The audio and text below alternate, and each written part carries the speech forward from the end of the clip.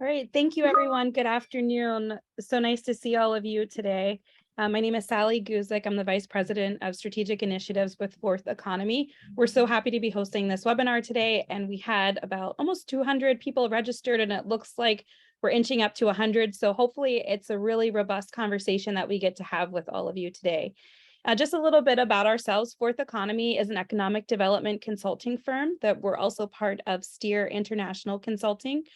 For over a decade, though, we've been working within the outdoor recreation and outdoor economy to really highlight the economic benefits. So for us, this is included featuring everything from outdoor recreation as a critical component to our economic strategy, but also looking at it through an equity and resilience lens, but also through the quality of place. More and most recently, we've been talking about what that has meant for talent retention and workforce development, as well as thinking through transportation infrastructure and mobility for many workers. So we're really excited to get this conversation started today. Recently, we've been working with some of the partners that are featured here on calculating the impacts of what parks and trails and other outdoor rec economy pieces include, and the development, looking at pike to bike and longstanding assets within the Great Allegheny Passage. So we're really excited to talk with you all today and to hear from the panelists and from our moderator to talk about how these outdoor assets can provide equitable access, not only for residents, but also as how we think about it as a builder for the social community that we're all looking to create. So with that, I'm going to pass it over to our moderator today and dear friend that we've had the chance to work with, Silas Chamberlain. Great, thanks, Sally, and welcome everybody. Thanks for joining us today. I think this will be a really fun conversation. The folks that you see on the screen are have been engaged in this work for a very long time and are really approaching this nexus between the outdoors and the economy in really creative ways. So I'll introduce our four panelists in just a moment. But before I do, I just wanted to offer some context on the conversation around the outdoor economy. Because I think it's something that even if you're in the economic development space or you're in the business development space, you may not be aware of the size of this sector and its impacts. And the same is true if you're in the environmental community and you're looking at the economic benefits maybe for the first time.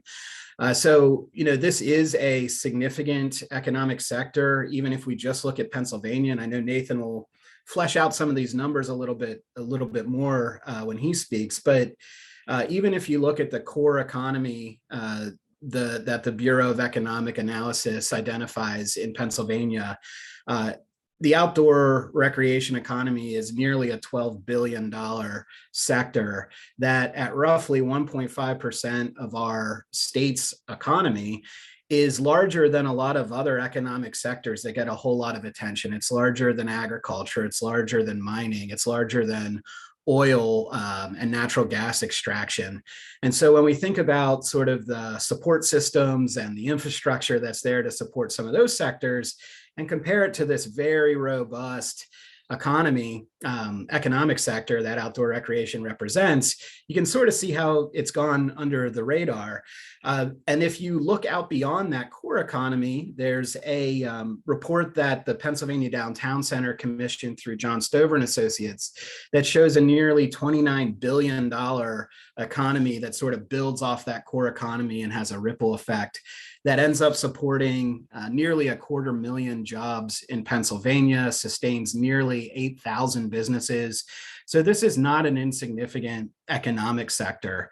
And that's, statewide data on Pennsylvania, but even when you drill down to specific communities like York County, Pennsylvania, where I live and work, we are not an area that is we are not a PA Wilds, we are not a Poconos, we are not the Great Allegheny Passage. We are a community that is not really well known as a destination for outdoor recreation. And yet in our community, there's 5,240 residents who are employed in the outdoor recreation economy. And that is a sector, unlike some of our economic sectors in York County and in Pennsylvania, that is growing. It's grown 14% in the last decade. So more and more people are working in our outdoor recreation economy in York County. And again, compared to other economic sectors like real estate, which in York County employs 1,600 folks, and financial services that employs 3,300 folks, our outdoor recreation economy in York County is much more significant than those two sectors, and yet, does not get nearly the same amount of attention. And I know that some of the folks on the call today that you'll be hearing from are really involved in building out the assets themselves that people are coming to visit, our parks, our trails, our open space. Just for reference, in York County, we have 3 state park units that every year attract 2 million visitors, sustain over 400 jobs, generate $44 million in consumer spending. And those are state parks that every day are attracting visitors and generating economic impact, but go under the radar in a lot of ways. And as Sally mentioned in opening this webinar, these conversations about economic impact in the outdoors have become more and more important in conversations about town attraction, business attraction, workforce development, conversations about the economic side of green infrastructure. And I think all these factors, from the perspective of somebody that works in the economic development sector, have really raised the prominence of the outdoor economy to economic developers. Last year, the York County Economic Alliance and the York College of Pennsylvania commissioned a survey of 90 economic developers across the state and found that 88% include tactics around the outdoor economy as part of their strategic plans, but very few felt like they were fully leveraging that connection between the outdoors and the economy. So the context that I want to provide, and hopefully a takeaway that gets hammered home throughout this conversation, is that Pennsylvania has a very robust outdoor economy, but we're really still on the front end of fully leveraging and building out the support and the prominence for that sector. So with that, I'm going to move forward into just briefly introducing our panelists, and then we're going to jump right into a conversation that I think will range widely and really dig down on some of the context I just provided. So if you could go to the next slide. Oh, there's me. So our panelist, Ta Enos, is CEO of the PA Wild Center for Entrepreneurship. And I promise I won't go into great detail on each of these folks, but I just want to say PA Wilds is sort of a national case study for the synergy between the outdoors and economic development and quality of life. And I know Ta will be able to speak about the work they're doing in the PA Wilds. But for folks that are maybe less familiar with this kind of work, the PA Wild Center for Entrepreneurship is getting national attention from the EDA and others for the work that they're doing. So we're really privileged to have Ta on. Our second panelist is Daniel Paschal, who is Mid-Atlantic Manager for the East Coast Greenway Alliance. And Daniel is doing great work in not just helping to coordinate building out the East Coast Greenway, but doing some really deep thinking about equity and access and all the different impacts that that great asset is having for all of our region.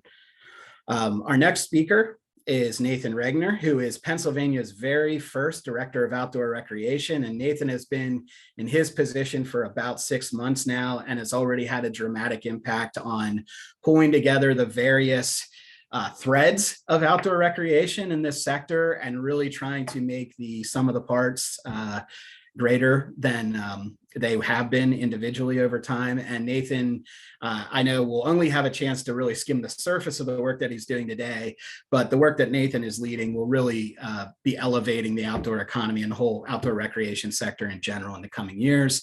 And then finally, our friend Patrick Starr, who's Executive VP of the Pennsylvania Environmental Council.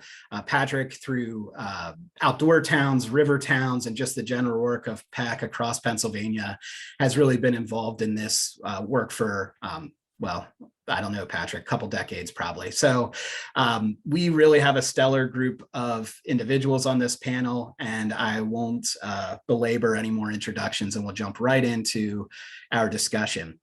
So we'll try to keep this pretty organic and free flowing, but we do have some questions that we want to try to address as we move forward. And just a reminder, if you have questions or comments, you can use the chat feature, the Q&A feature. We'll either bring them up as part of the conversation, and we'll try to save some time for Q&A at the very end as well. So we are going to kick it off with Nathan. I know I got to see a recording of a presentation he did a couple weeks ago for We Can Serve PA, where he was really talking about how you wrap your head around defining the outdoor economy and the outdoor recreation sector in general. And it's probably useful to start with that point in the conversation so that we can get a framework for the conversation we're going to have. So Nathan, in your role and what you've seen over the last 6 months or so, how have you thought through defining this part of our economy in this part of Pennsylvania?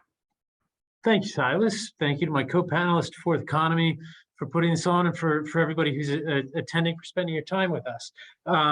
You know, when I started here at DCNR, it was a little bit of a fun game to play with some of my colleagues. Is it outdoor recreation or is it not outdoor recreation? Hiking, outdoor recreation.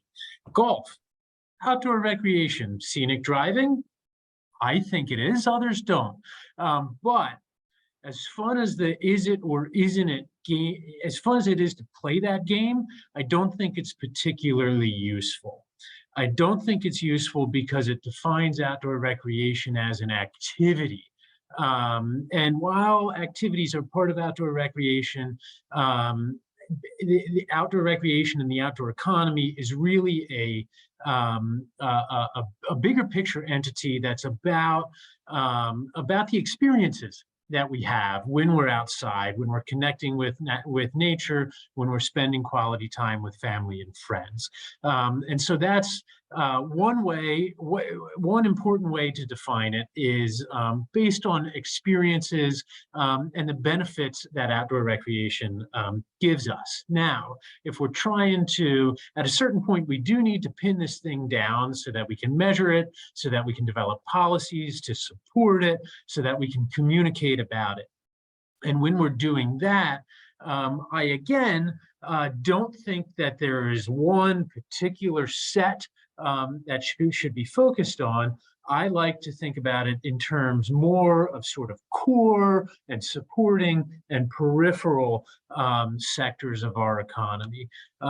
So when we're talking about the sectors of our economy, we recognize design, manufacture, distribution, and retail of outdoor clothing, equipment, supplies. The provision of outdoor recreation experiences, like what goes on at ski areas, mountain lodges, through guides and outfitters.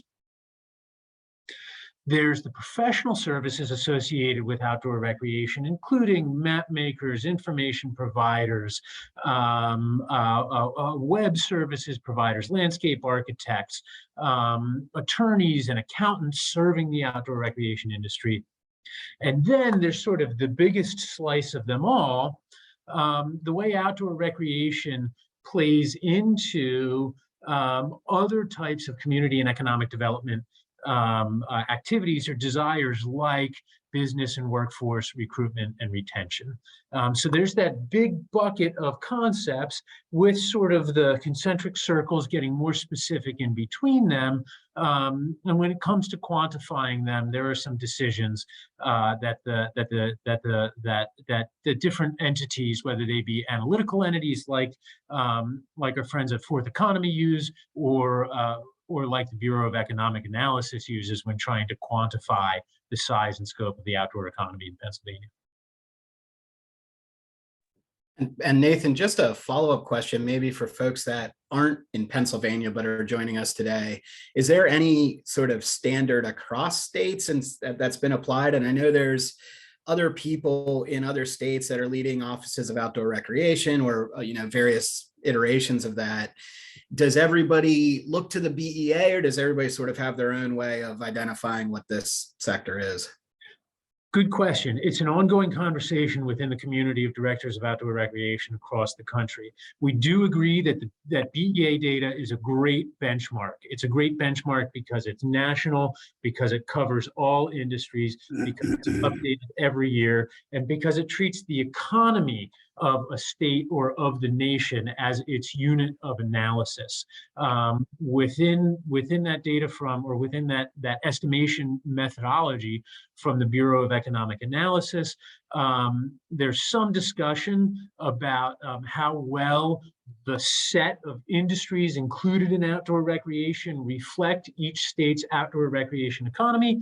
And we all are looking to do a better job all the time of really figuring out what our economies are. But the BEA data provides a good starting point, and within it includes core, supporting, and peripheral kinds of activities. So so we can look into that for some guidance. And I tell you what, throughout the course of this chat, or throughout the course of this conversation, I'll put a link to that data in the chat for everybody to review.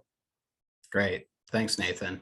Ta, I know in your work, across a very large area of Pennsylvania, you've had to probably try to wrap your arms around what is this sector that you're trying to support and foster. How do you in the PA Wilds define this kind of work that you're doing and put some guide rails on it?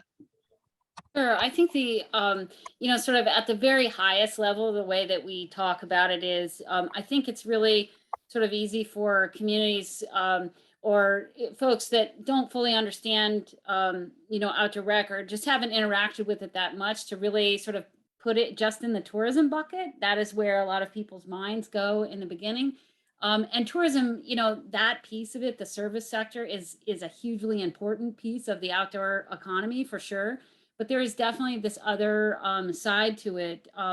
And it's about the people that make stuff, from the artisans in our landscape. We do a ton with local makers, the artisan products, that people want to take home a piece of the PA Wilds when they come here. It's a very special landscape. They have these amazing experiences in the outdoors, and they want to take something home that sort of represents that. And that's oftentimes these artisan products. So we have a whole sort of network of makers that we work with. But beyond that, it's the manufacturing piece. So in our region, we really started on the tourism side of things, and sort of have been building that. But very quickly, we incorporated into the maker piece to know that we wanted product development to be a part of this. As we move forward, we're looking at how do we knit our manufacturers? We have a very strong manufacturing core out here. And how do we knit those closer to this cluster? How do we help them leverage what this has become nationally, this juggernaut, and tie into it and those sorts of things? So I really see it as sort of these two things. And then there are, as Nathan was saying, these, kind of circles you can kind of work out is, even behind the scenes, so much of this, if you're on the infrastructure side, it's grants management. It's all of these positions that you may not really see. It's this intersection of public-private partnerships and people that are really, in that space and know how to create those partnerships and get projects like that funded. Those are that recreation infrastructure is a really important piece of making these clusters go. So there's whole sorts of, like you're saying, there's the legal piece, there's, the accounting piece that sort of circle around those that are really critical when we look at sort of workforce development around what we're doing in the wilds. Some of those are the things that are really starting to come up because they're positions that we repeatedly see that we need to, just bring more people along to fill those so that we can keep growing what we're growing. Mm-hmm. Yeah, that evolution of sort of recognition or shift in mentality from just tourism to a lot broader is, I think, is something that a lot of communities go through and a lot of individuals, because the places where outdoor recreation are most obvious are those, packed trailheads or the B&B that's adjacent to a trail. But when you start to look at some of those other industries that are part of this sector, it's a much richer and broader story.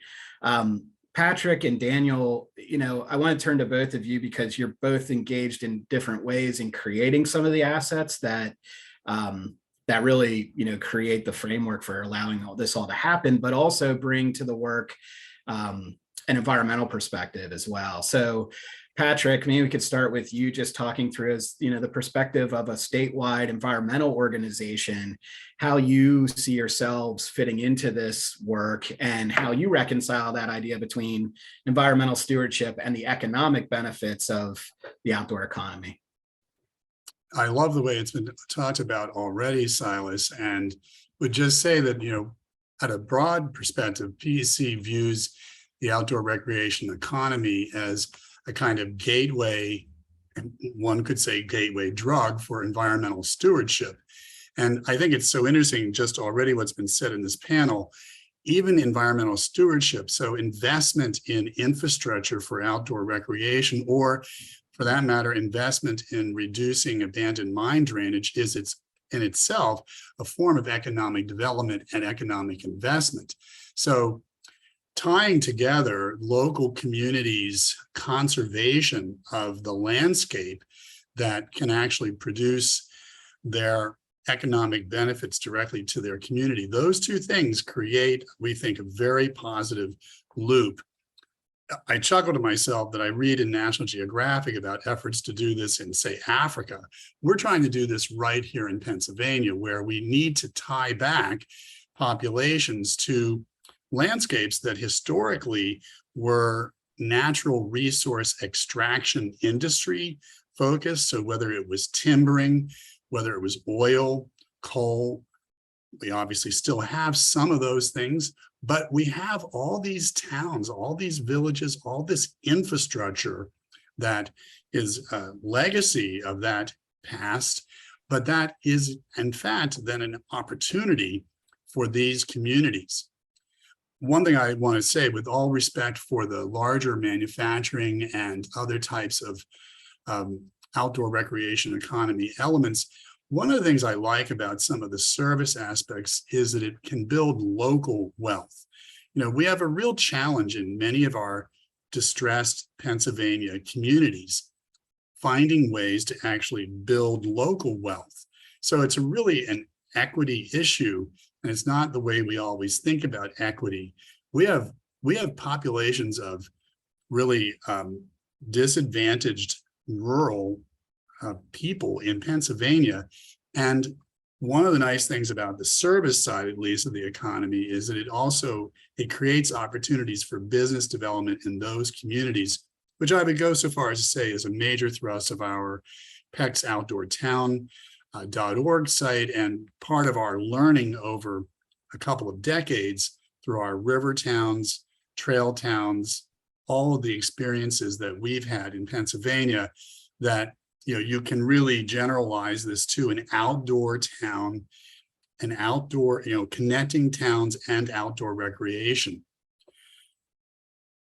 Yeah, I really like your comments about how these kinds of issues and this approach can apply to communities that have been left behind by other strategies. I think, one of the great things about trying to leverage outdoor assets in a smaller community is it's scalable in a way that some of our larger, more traditional economic development programs just aren't set up to support.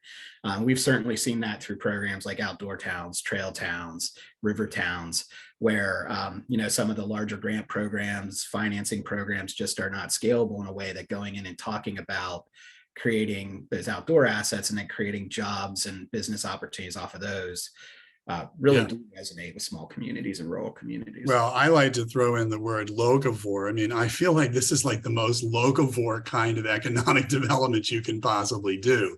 It's literally taking advantage of your place, and while you care for the place, while you steward the place, you use the place to attract and develop business.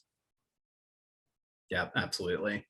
So Daniel, I know your entry point into this work is, the East Coast Greenway, but I know that takes you in a lot of different directions. How do you see the ECG as part of this discussion and tie it to some of the economic benefits that we've discussed? Yeah, it's the East Coast Greenway, for folks who aren't familiar with it, is a 3,000-mile long trail from Maine to Florida that's in development. So yeah, we connect to a lot of different places, a lot of different types of places. So urban areas, of course, we're trying to connect to major cities. In Pennsylvania, of course, Philadelphia. But we also go into suburban areas that are just outside of these big cities, as well as small towns, rural areas. So our role really in a lot of cases is not just to be a cheerleader for the trail to get built, but really be supportive in the best way that we can by listening and learning from residents, through their lived experience on the ground level, and also the community leaders who know it much better than we do. So it involves a lot of zooming in and building relationships with different partners on the ground. And that relates to a lot of these questions around economic opportunity. So I think it's interesting to hear about the outdoor economy. And in my world, which does tend to be more urban and suburban, thinking about that contrast between the outdoors and the term public space, because there's really kind of a blurred line between where one ends and another begins. And a lot of people can't actually access what we see as the outdoors, these really beautiful curated spaces. They're, whether because they have to, be working and commuting, they're on sort of more auto-oriented or even transit-oriented corridors that don't have the natural space, the greenery, the vegetation. And like Patrick was saying, a lot of the waterways have been industrialized for decades and decades, that we're trying to slowly create access back to those water, the blue spaces as well as the green spaces. And all of that relates to the economy, not just for allowing people to have, more opportunity to, stop in at an ice cream shop and, bring your family out somewhere, which helps generate that activity, but also, reducing your healthcare costs, being more active by being close to these spaces so you can take a walk more often. You can, maybe walk to a bus and then get to the job that you're going to, or to school, running errands. You can work it into your lifestyle. And that's in the public space. So I think of it more as bringing the outdoors closer to people rather than trying to get them always out to these parks that might be hard to get to. We did a study with the Circuit Trails Coalition, which is the Greater Philadelphia 800+ mile trail network that's in development, and that goes into suburban and rural areas as well. But we wanted to focus in on underserved communities in that network and figure out where were the disparities, where were the gaps, because we come at this from a very specific perspective. And this digital room and others that I'm often in, we don't have that diversity of the region. And so we really have to be intentional about learning from people's lived experiences to understand what are the barriers. In some cases, it's things that come up like the pandemic, which has really amplified those disparities. In other cases, it might just be day-to-day issues, and even just knowledge, not knowing that there's a space within walking distance of where you live. But you might not know the best way to get there. You might not know what's going on there or why it might be interesting to go see it. So I think connecting a lot of these gaps that are actually really small involves a lot more than just building the trail, but building those human relationships, those human connections to those spaces. Yeah, very well said. Pa, I know, for the last year or so, you've been really tasked with making the case to the Economic Development Administration of what are the true economic benefits of this sector, and how you and the PA Wilds can, with some hopefully federal investment, help amplify those impacts. Could you talk through how you've tried to make that case to the EDA at a federal level, and what economic benefits you would see coming out of really amplifying your approach across the region?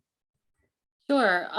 So to give a little background, we're the only outdoor rec cluster to make it to the final round of EDA's Build Back Better Regional Challenge competition. About 529 applications nationwide. They chose 60 finalists, so we're one of the 60, and we're hoping for good news here in the next month or so about it. So the upshot of that is you're trying to do what they say is sort of 20 years of economic development in a 5-year period, right? So what I would say is for us, we've been at this for 20 years in our region, and it was really, we are the most rural part of the state. It's 13 counties. We have the greatest concentration of public lands in the Commonwealth, and sort of building off of some of what Patrick was saying earlier, and several of our panelists about, sort of distressed landscapes and places that have been left behind. Salas, you were talking about that too. That's really, why the Wilds work started, right? It was this idea of, this is a region that has, the most public lands in the Commonwealth, and it also has around those incredible natural assets, 50 census tracts that are of severe distress. And so it's not enough to just have the assets. You intentionally have to activate those assets to try to drive those visitor dollars and other investment down to the most hyper-local businesses and organizations to try to change what has these macro forces that have gutted rural areas over the last several decades. So this approach that we've taken to try to grow the outdoor economy in the Pennsylvania Wilds region as an economic development strategy. So some of the stats that we've seen, I guess when we were making our case to EDA, part of it was showing, sort of how the partnership has evolved over 20 years. The sheer number of partners that are at the table with us, both economic development, conservation, county government, it is a very robust partnership. It takes a lot of tools in the toolbox to do this sort of regional approach, right? And each one of our organizations being one of those tools that can do a little bit of a lift. So part of it is, I think, making the case that there is a strong partnership around it. And then it's really showing like, there was a whole first wave of investment that was done, and the results from that first wave of investments, we had all that data. So you have places like the Elk Country Visitor Center, it's a conservation facility for, helping people orient people to the resource of our wild elk herd and helping them experience that and understand it. And it now has 500,000 people, coming to see the elk. Those are real numbers, and it has driven a lot of small business startups and expansions around those investments. So making the case about how that first wave of recreation infrastructure, it's a key part to growing outdoor rec for us, in any case, for our landscape. And so the results from that, the return on investment. And then there's the visitor stats. We had great data that comes out of our state tourism office because we are a designated tourism region. That data is collected on our region. Like I said, tourism is only one piece, but you have to, when you're trying to show the full impact of this economy, you pull from these different data sources to sort of say. So that was another case that we made, was about, we've seen double-digit growth in visitor spending in every county of the Pennsylvania Wilds over the last decade. And that's very significant because you were talking about the hardest to reach counties in some cases in Pennsylvania, the smallest population counties in Pennsylvania, the most remote ones. And so to see that it is working, there's still a lot to be done. That's not by any means to say that we're there. And we always talk about it in the wilds as it's generational work that we're doing. But we're very intentional, I would say, about the economics, really trying to drive that those visitor dollars and other investment down to build that rooted local wealth. Otherwise, it's just an extraction industry. The tourism side anyways can be. So it was very intentional at the beginning of the work to do that and to put the systems in place to help make that happen. And that was not, that was, sort of the local communities. That was a need that they identified very early on, and that our state partners supported us on very early on, is this idea of growing local entrepreneurs and really growing that rooted local wealth. So that's a big focus of, the case that we're trying to make as a rural region. The idea that you can attract, the 200 job, manufacturer or something. This is a much more likely story that you can grow a lot of little businesses around outdoor recreation in a rural landscape like ours. Yeah, absolutely. And I think part of that approach, and you guys have been doing it over 20 years, is getting, the economic development community to look at their work a little bit different too.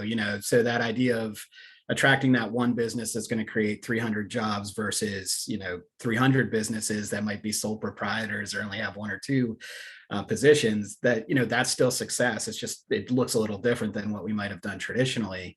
And, Patrick and Daniel, I'm wondering if from your perspectives, how you have partnered with economic development community or chambers or EDCs or, some of those more traditional groups working in the economic space. Have they been easy collaborators? Has that changed over time? What does that look like for PAC and for East Coast Greenway?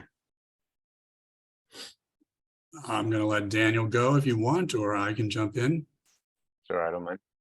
Yeah, this has been an ongoing topic, as it's clear from the amount of interest in this webinar. With the Greenway, there are many towns that we've found that, even though we're a national trail, that we're trying to bring in this big scale to these local projects and throw that weight into the urgency around prioritizing linear parks for people to access. That means something different in smaller towns than it does in big cities. You know, smaller town, that linear park could be so much more impactful per person. So we found that that's where a lot of the success has been in working with, you know, folks that deal in the lodging and just where are people going to stay overnight, as well as the trailside restaurants. There's an economic development report, impact report that we commissioned in 2019, completing the East Coast Greenway and Delaware River watershed.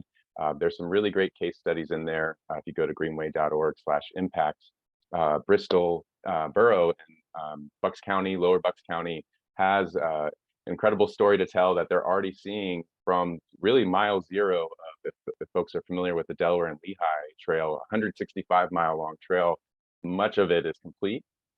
People are already coming down to the town, you know, finding such a beautiful waterfront, you know, just park area with businesses, restaurants to explore that you might not have found otherwise.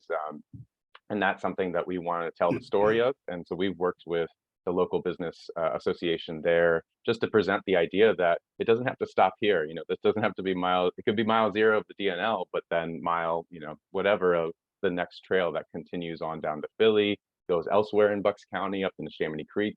You know, other towns are seeing the success of this and they want to replicate that. And then we see a lot of value in that story to tell. So, and Silas, I'd say that, you know, PEC as a statewide organization that also touches the ground, so to speak, in a lot of trail corridors and specific initiatives around outdoor infrastructure. You know, we're engaging with economic forces at several levels. So we've been developing what we're calling our Pennsylvania Outdoor Network that goes, I'd say comes in at a more macro level, is especially interested in maybe the larger service providers, interested in some of the manufacturing that continues to exist in our state that has outdoor orientation. We're also, of course, we've also engaged with local economic development groups and even small businesses through some of our River Towns programs. And I thought I'd mention, you know, just recently we partnered with DCNR and actually tried to apply the outdoor towns approach in the Poconos in 2 towns, Carbondale and Forest City. But I'm going to bring it all the way back to the urban centers. You know, it's amusing to me. I'm showing myself here as being in Franklin, Pennsylvania, for those who are wondering about that background. I'm sitting in Center City, Philadelphia, and I actually met Fourth Economy because of their interest in the city of Chester, where PEC is deeply involved, actively involved in creating the East Coast Greenway, so outdoor recreation infrastructure with a connection to the Delaware riverfront, which is a huge asset that has been long neglected in the city of Chester.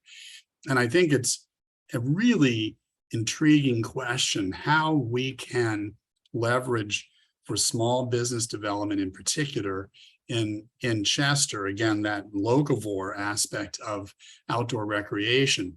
If we build recreational infrastructure in Chester just so people in spandex can fly through on their bicycles, it will have been a failure of years of investment.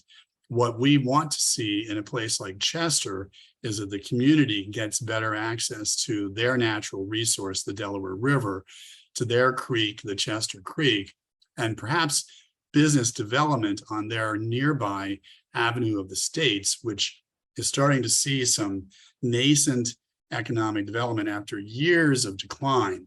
So can we connect outdoor recreation infrastructure in even a place as deeply troubled as Chester is a big question. And certainly there, the Economic Development Corporation is extremely interested in this idea, Silas.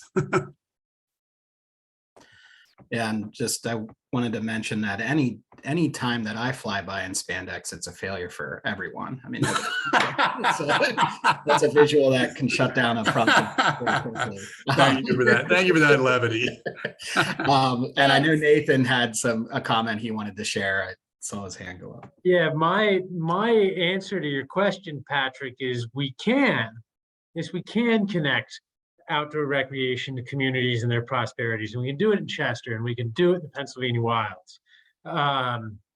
What I've been hearing my fellow panelists talk about is using outdoor recreation as a capital building endeavor for communities.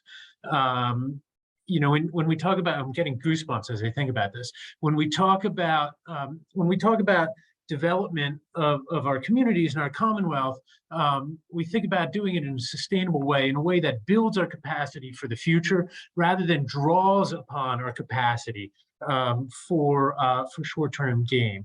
And Silas, you know, back in the spring, you passed me a study from the Brookings Institution about the role outdoor recreation plays in population growth and employment growth in small and medium-sized rural and industrial communities. That study happened to be in the Midwest, but we can do a find and replace for Midwest with Pennsylvania, and the story remains the same.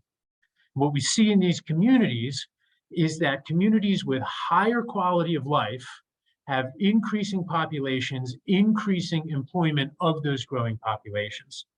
Communities with high quality business environments see decreasing populations, see flat rates of employment.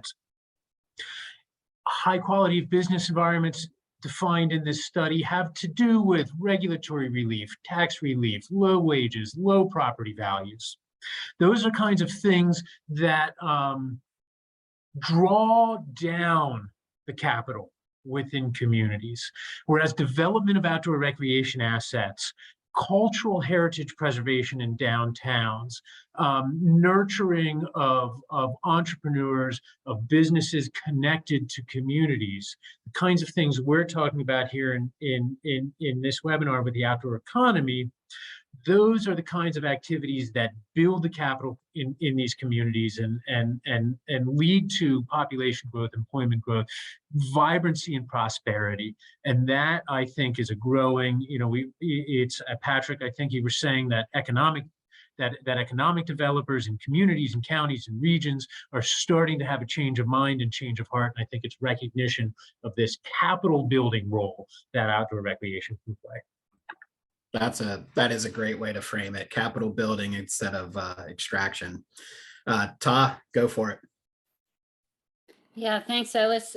Great comments, Nathan. I would add sort of my you know, if I have sort of a cheat sheet of what I've learned over the last 15 years of doing this work. And, you know, when it started, I was here sort of in the beginning of it when it really was this, you know, you're trying to roll out a state-led initiative that was about growing tourism in a place that, you know, was an extraction economy, you know, built on timber and oil and gas and coal and all of those things. And so, you know, it was a whole regional conversation that we had to have about how do you, you know, how do you grow outdoor rec in a landscape like that? How do you get communities to be open to those ideas? So when I look back, sort of my down and dirty list, you know, of kind of what worked, what I would say is we had 2 state investors in the work, DCNR and DCD. And that's very important when you're trying to grow outdoor rec, I think, to have those 2 interests at the state level for us was over such a big landscape. That was very important. And they bring different things to the table, obviously. You know, DCNR has so much of the public land, the conservation messages, the stewardship, et cetera. Outdoor rec is really their space. On the DCD side of the house, you had the business financing programs and the Main Street programs and the tourism office and all these sorts of things. So to marry those things up and have that, at least for a regional scale initiative like ours, to have that coordination happening at the state level and to have that on paper as you're trying to go in and leverage other funding to say, we have 2 state partners at the table with us, bringing these, you know, this suite of services and knowledge-based areas, you know, to this table. So that was a really important piece. There also was an effort very early on by DCD to really introduce, as we got a position on board to do the outreach with communities, the ombudsman position, that was the precursor. I was that position. And there was a lot of focus by DCD to help introduce us to our network of service providers. And so that was very intentionally done to, one, not be seen by a threat by other agencies as you try to grow this new industry. In a lot of communities, I found in the beginning anyways, there was a conversation about that it's either or. And this is not an either or industry at all. If anything, growing outdoor rec is going to make your other industries more able to attract and retain their talent. It's going to strengthen them. So to me, it's like, no, this is changing that from an either or to a you can have both kind of a conversation, I think was really important. And to having all of those service providers around us, for our landscape, again, we're very rural. And, there's a lot of communities and organizations that are really cut to the bone after so many years of population decline, divestment, et cetera, on paper that you can see out here. And it's a real thing. And so you don't want to duplicate any services, right? And so from the beginning, there was always this conversation as we're trying to grow this economy, which was how do we be the wayfinder, right? So as these little businesses are growing, we can connect them out to the lenders, to the low interest lenders, or to the small business development centers, or the CDFI, or the local development districts, whoever has the programs. And there's quite a few of them. And we've gone as far as to, document all the programs. We keep these resource sheets broken down by county so that as a business comes into our ecosystem, we can connect them out to the resources that are there. But it's not us trying to provide those, it's all of those partners that are around this work with us. And that list continues to grow, I would say. Another thing I think that was really important in our case to sort of engaging the economic development piece of this was we have an intergovernmental cooperative agreement that brings together all our county governments and a bunch of nonprofits. Core partners in that are our local development districts, our economic development districts. So we have 4 of them that serve our region. They've been at the table in this work since the beginning. So that too was another sort of touch point. I would say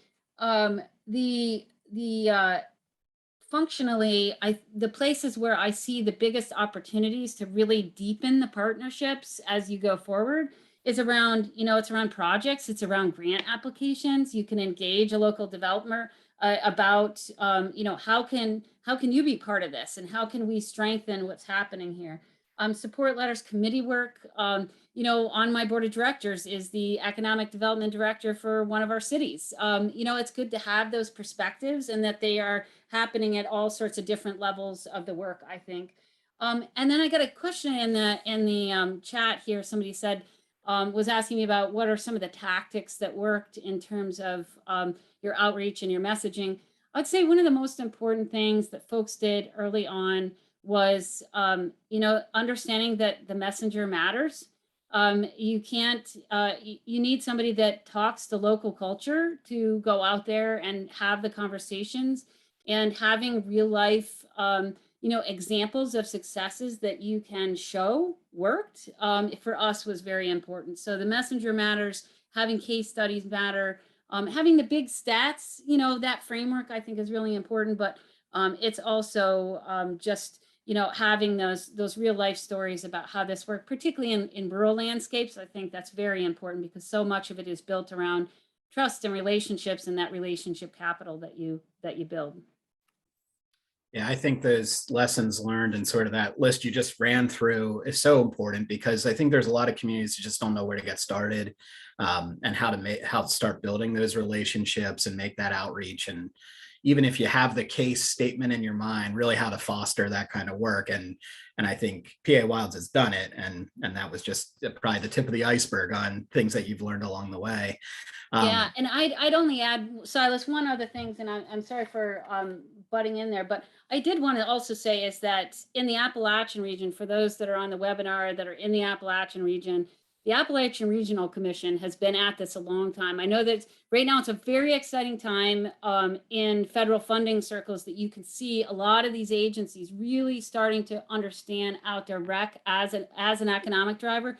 and in particular for rural areas. So you got EDA has an outdoor rec bucket, like I never thought I'd see the day. And it's so awesome to see USDA, you know, a number of these federal funding agencies have them, but ARC to me is an agency that has been in this space for a long time, and they understand it. And so if you are in those 13 states of Appalachia, that is a funding source that I would definitely say look at, because it comes with a whole sort of network around it of peers too, that really can help advance things. So that'd be the other thing I'd add.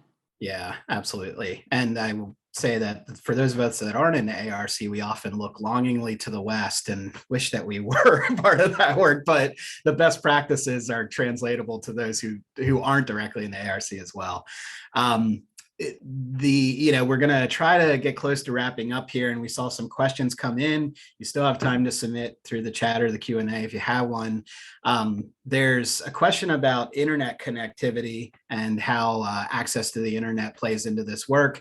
That is such a softball that's going to go to Ta in a second, but I figured to give some non-PA Wilds context, I will just share that here in York County, we think that the broadband and digital divide issue is, really synergistic with everything we were just talking about. The same communities that are going to be those that benefit from connections to outdoor assets that are your trail towns are also those that tend to be least connected or left behind by some of the connectivity that's, been slowly expanding. And the federal programs that are, based on helping that investment along can be layered, so if you're working with a town on, becoming a trail town or building up their outdoor assets, being able to also connect them into some of the federal broadband deployment programs is really important. In York County, we have a heritage rail trail that bisects, most of our county, and use CARES Act funding to build middle mile broadband underneath our rail trail. Now we're circling back to build last mile networks into 4 trail town communities. And so you're not only talking from like a small business development perspective, a marketing perspective, but a true infrastructure and quality of life perspective when you start to layer broadband in. And now I'll turn it over to Todd to talk about the awesome program she has for people remotely working in the PA Wilds, which I'm sure is, tied up in this access issue as well. Yeah, so in general, what I would say is broadband is a huge issue, and the places where it doesn't exist, it's a showstopper. We operate a whole commerce platform that moves local products from our landscape. And one of our brick and mortar shops does not have internet capabilities or cell phone capabilities, no Wi-Fi. And so believe me, you wouldn't even believe the stories of what we have to do to try to run a retail operation in a location like that. And the extra costs at another location, it literally costs us $1,200 a month to have internet. $1,200 a month. This is crazy. Wow. It's real. It's there. It is getting better. It is not our wheelhouse. It's not the piece that we do. Our approach to it is to lend our voice wherever our partners are making the case for more broadband. We love to see all of these programs that have been coming out in the focus in PA about doing a better job connecting rural. There's definitely been advances over the last 20 years for sure. There's still a long way to go. And when it comes to building, I mean, we try to, we're building out a whole, we have an online commerce platform that goes with our brick and mortar to move local products. And part of it is you have to dress for the part you want, not the one you have. So we're building, the best tech that we can with the idea that one by one, our communities are getting connected. And remote work is just one of our programs that folks can try out, remote working in the region. And it obviously is not available everywhere in the wilds. It's only in the communities that do have high enough speed where you could have that sort of activity. So, you can do what you can do with what you have, and you keep moving it forward and just keep trying to put the pressure on and really share those stories that show people like $1,200 a month for internet. Like it's a real thing. That really help drive some of those details and real life stories home. So that's just us. Our whole network of 400 plus businesses that we work with, they've got their own stories to tell. So we just try to help keep those front and center and connect them to the efforts to improve the situation. Yeah, absolutely. I think, you know, with the last few minutes here, we have time for one more question.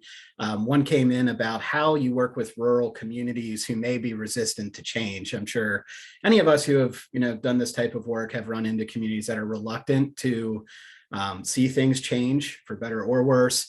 Patrick, I know in your work, PEC, you know, working statewide, certainly works with a range of communities. What has been your experience with that, and maybe how have you overcome those obstacles?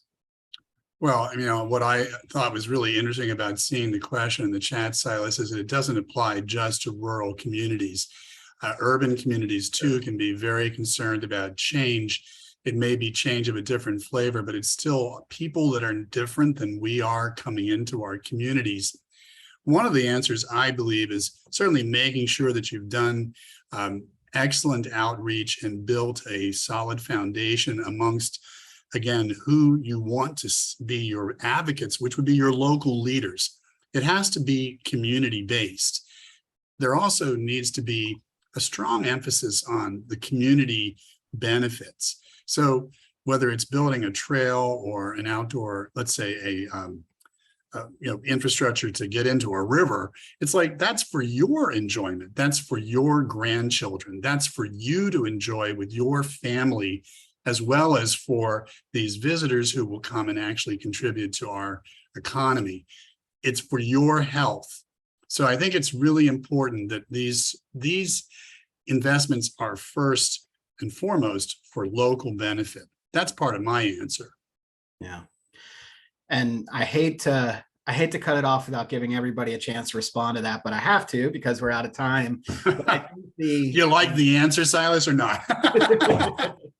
I like it. But I think the conversation here, the good news for everybody is this conversation is continuing in a lot of different forums, you know, through each of the organizations you heard today, but also through the work that Nathan is coordinating statewide. And so hopefully you'll have a chance to hear from all these folks in other venues in the coming months and years. And I know that Fourth Economy will help coordinate answers to questions that we weren't able to address on the webinar. And we'll also make a recording available. So thanks again to our stellar panelists, and thank you to Fourth Economy for hosting. And I'll turn it back to Sally for any final words. Hi, thank you so much, Silas, and to all of our panelists. We're so glad that we got to have you all with us today. I saw a bunch of comments and questions coming through, so just some housekeeping notes from our end. We will make sure to continue to share all of the panelists' information and some of the links that came through in the chat, as well as get the chance to answer some of the questions that we may not have had the opportunity to. So keep an eye out. Hopefully you should be getting that by the end of the week. And we were a little bit worried about having it an hour long, but I'm seeing some comments come through asking for a longer panel. So perhaps maybe there's a continued conversation that we can have with some other perspectives. So if you all have recommendations for that on where we could follow up with this conversation, would love to keep this momentum going, since we also had a range of people. It looked like Michigan, Indiana, New Orleans, I saw Mississippi come through, North Carolina, all across the state. So I think it's really powerful for us to kind of continue this conversation, both in terms of the regional context, which we heard was so important, but also from a national one, especially as some of that infrastructure money for broadband support and other initiatives that, tied to this are coming through.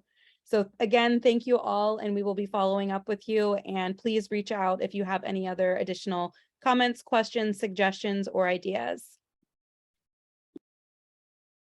It's been a pleasure. Thank you. Thanks. Yeah, definitely been fun. Thanks, everybody. We'll see ya.